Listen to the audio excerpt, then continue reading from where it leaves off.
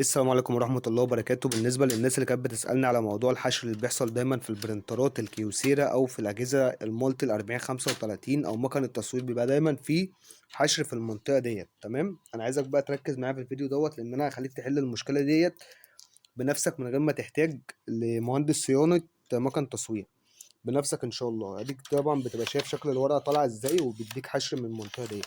طب إحنا أول حاجة هنتعلمها إزاي نفك السخان ده بحيث ان هو يبقى موجود بره معانا بالشكل ده. ادي السخان اهو، انا طلعته من مكانه.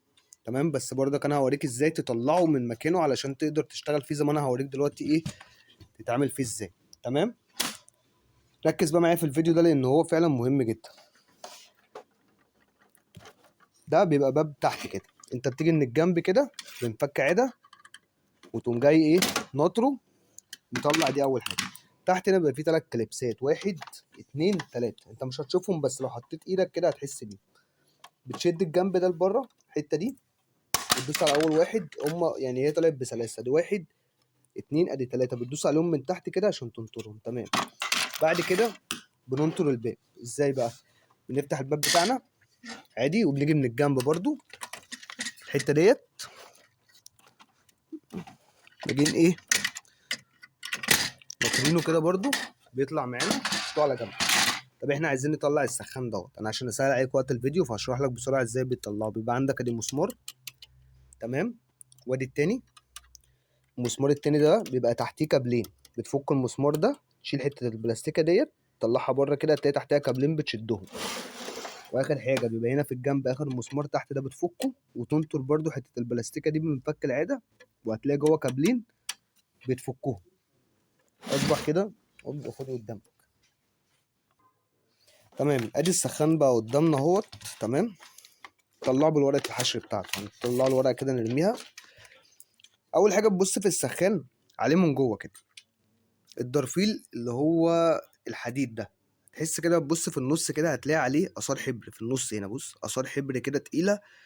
فطبعا ده بيبقى سبب الحشر. طبعا انا هغير درفيل عشان بس اوريك في الفيديو، بس هو ليه طريقه تانية انت ممكن تحل بيها المشكله ديت. لو انت الدرفيل عندك ما تجرحش بس عليه طبقه سودا، كل اللي هتعمله هتجيب شويه بنزين وتجيب كهنه، تمام، حته خرقه يعني اسف، وتقوم جاي حاطط فيها ايه شويه بنزين كده. ولو جيت هنا بصيت، عايزك تركز معايا في النقطه دي لان هتفيدك. هجيلك تحت اللمبه هنا عشان تبقى الاضاءه واضحه. تمام، شايف السواد ده؟ بص انا لو جيت مشيت عليه نقطه بنزين هيبدا ان هو يخف معايا. تعمل بنزين وتبدا ان انت تحركه وان شاء الله هيخف معاك بعد شويه. تمام، طب احنا عايزين نغير الدرفيل بقى خالص بقى عشان ايه نحل المشكله دي.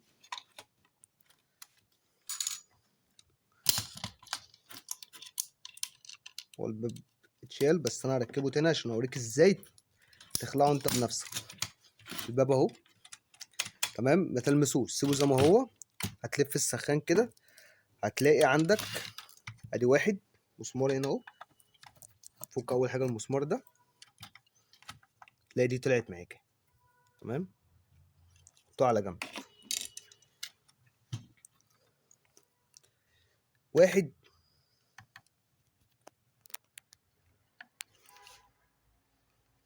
معلش انا اسف، 1 2 3 4. فك اول مسمار من الجنب كده،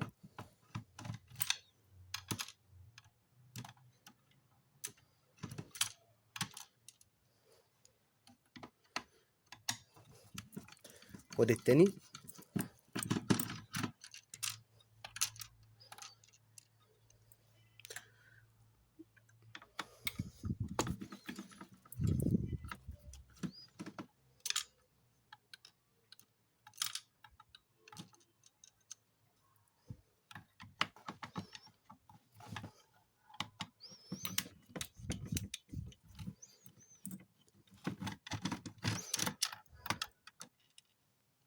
تمام، اصبح كده ان احنا ايه فكينا الاربع مسامير.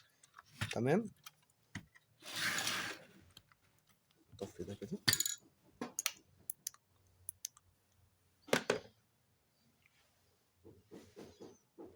ادي السخانه قدامنا كده. لو ركزنا هنا على الدرفيل هتبص تلاقي هنا في طبقه سودا. طب احنا بقى عايزين نغير ايه الدرفيل ده خالص، وبنفسنا بقى من غير ما نروحوا لبتاع لفني مكان تصوير او مهندس صيانه. هتروح لاي حد بتاع قطع غيار مكان تصوير تقول له انا عايز درفيل سخان علوي ايا كان موديل المكنه اللي انت عايزها، هيديك بالظبط درفيل شبه ده. الدرفيل هو بيبقى لسه جاي لنا جديد زي ما انتم شايفين كده. عايزين طبعا ان احنا نغيروه. اول حاجه هنفكه الدرفيل القديم. تمام، هنقفل تاني السخان. عايز بس اكد لك حاجه، ان انت ما تقلبش ده لو قلبته كل اللي هنا ده هيقع. تمام، ده خليه موجود كده. بس احنا عايزين نفك ده، عايزين نفك ده. فك عده. طلع السلك ده كده. تمام، نفتحه تاني. بيبقى ماسكه هنا اهو، اللي ماسك الدرفيل من الجناب زي سوسته كده اهي، او حته ألمونيا كده بتبقى ماسكاه يعني شبه الشنكل. ونفكه الناحية التانية برضو هتلاقي نفس الشنكل هو اهو. حطوه برضو هنا على جنب. بعد كده بنبص قدامنا هنلاقي ايه، الدرفيل بقى سلس.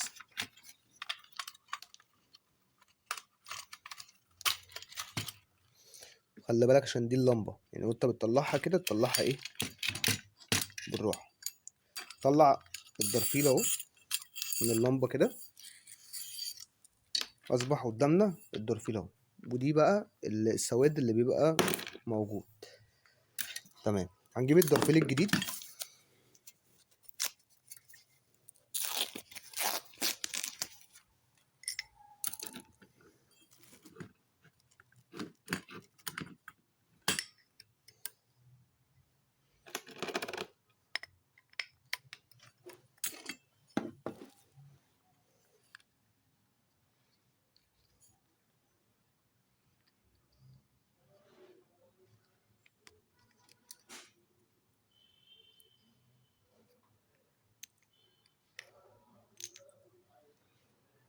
ودي اخر حاجة بنطلعها.